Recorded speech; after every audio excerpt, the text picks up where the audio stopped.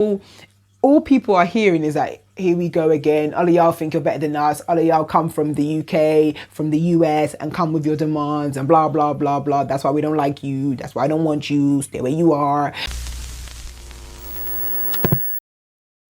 Hello, my name's Cody and welcome to Vimoye, a people-led movement to build Africa. And this is another episode of Triggered, where we react to information that's coming from the continent together. So let's get straight into it.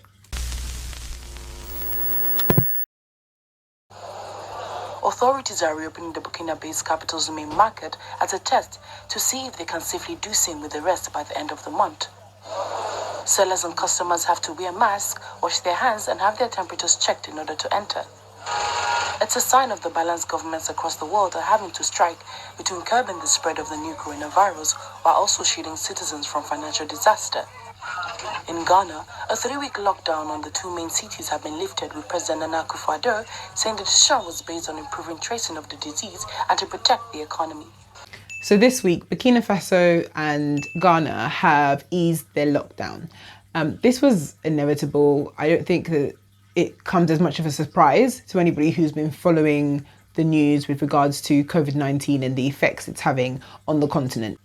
Obviously, there's going to be mixed feelings about this. The COVID-19 coronavirus, it spreads easily and you can spread it even without realizing that you have it. So there are, of course, concerns, but as I've said in previous videos, the very idea that people should instead die of starvation is not an option. It's just not an option. We're talking about a continent that has a high percentage of people in the informal sector. There's no other way of them making money. There's no other way of them covering their costs of living. So if they don't work, they don't eat.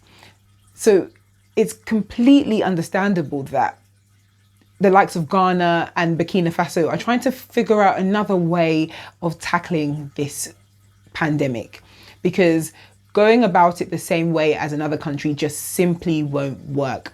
And that's why I said that the continent has to have its own response to this pandemic. They cannot move in the same way as the rest of the world and expect that everything is going to be okay, because the effects are completely different on each country. There are other parts of the world who didn't lock down at all. There are other parts of the world who didn't stop kids from going to school.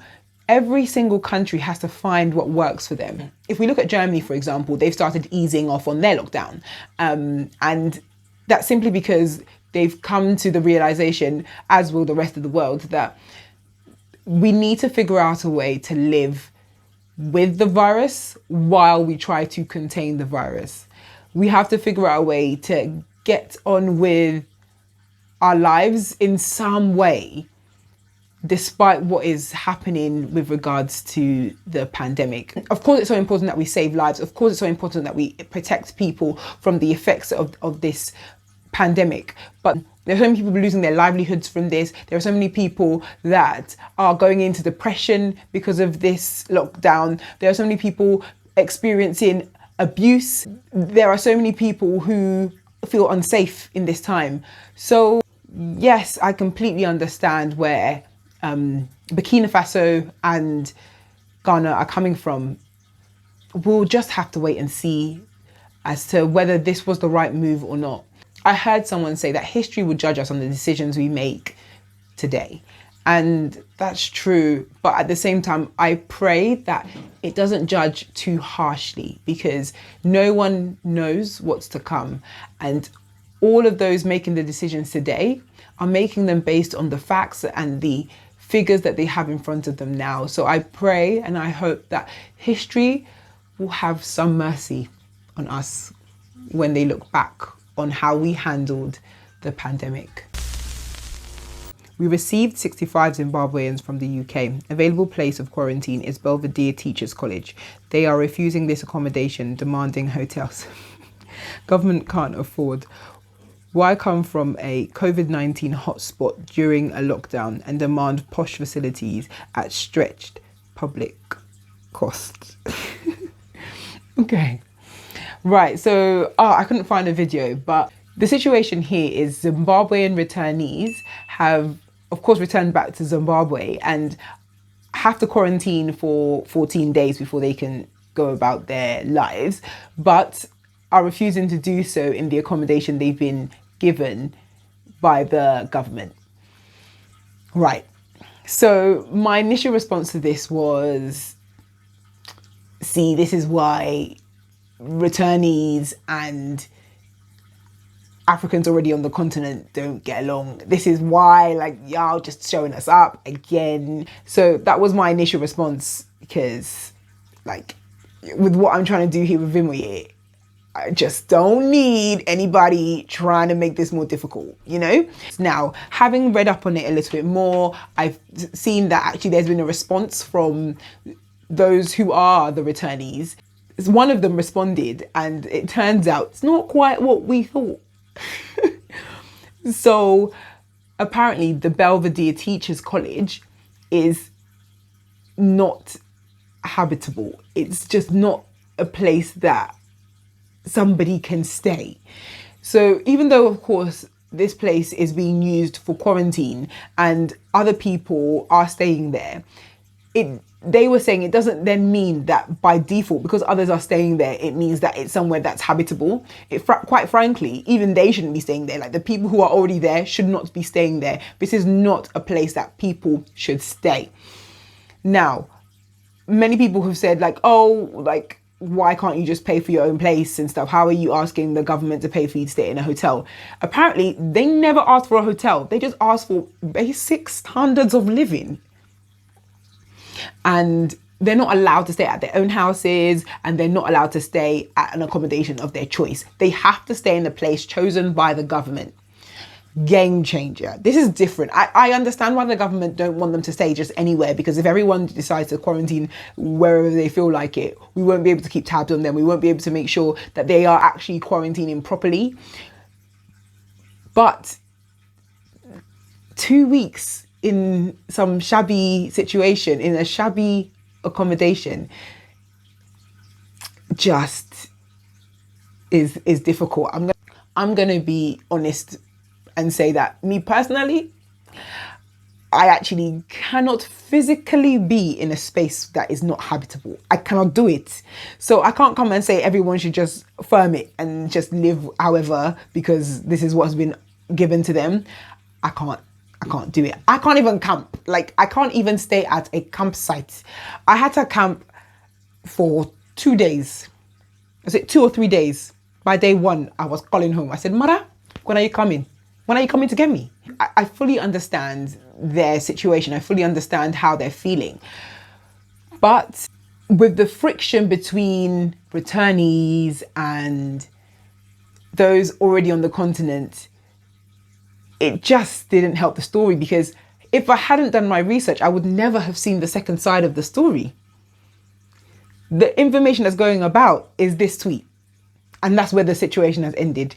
The response has not been largely publicized. So all people are hearing is like, here we go again. All of y'all think you're better than us. All of y'all come from the UK, from the US, and come with your demands and blah, blah, blah, blah. That's why we don't like you. That's why I don't want you. Stay where you are. Like, that is the sentiment that is being fueled by this situation. And this is not what we want. This is now what we want. We need a united Africa. Those living off the continent and on the continent, we need to be on the same page.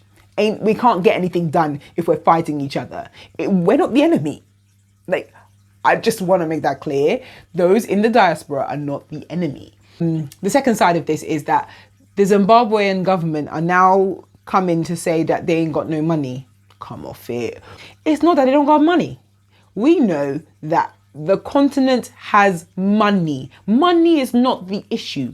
It is the way our governments use the money, spend the money, hide the money, disperse the money. That is the problem. And so for my man to come here and say that our resources are stretched and tight, it's really convenient that it's stretched and tight now. You know, because when they want to throw a party, The money is free. It's just flowing.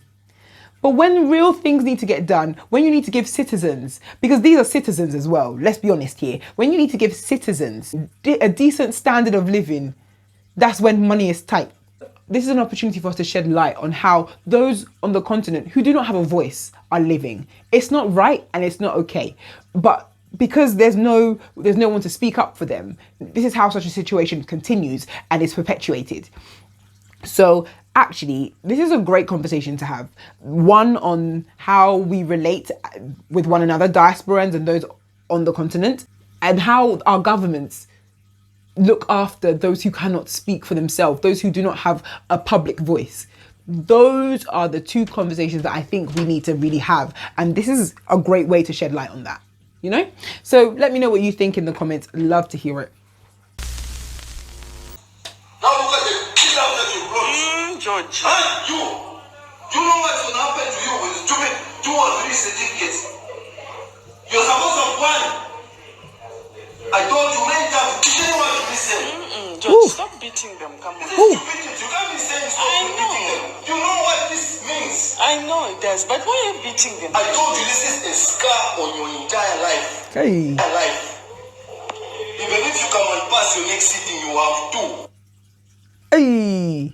Okay, so the story here is that there's a kid who has been sent to a really great school and his father has spent over $21,000 to educate this kid. But unfortunately, he has decided to fail, because that's the only reason you'd slap him, because you've decided that he has decided that he's going to fail.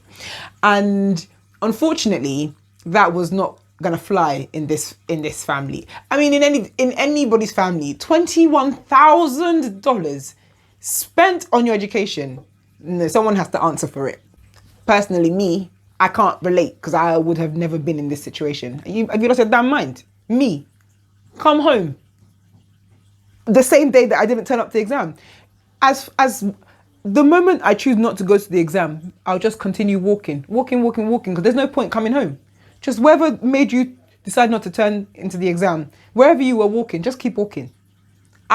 Just keep walking. There's no point. Come home after that. They'll understand. When my family are looking for me and then they find out that I didn't turn up to the exam, they'll say, oh, we understand now. That's why she didn't come home.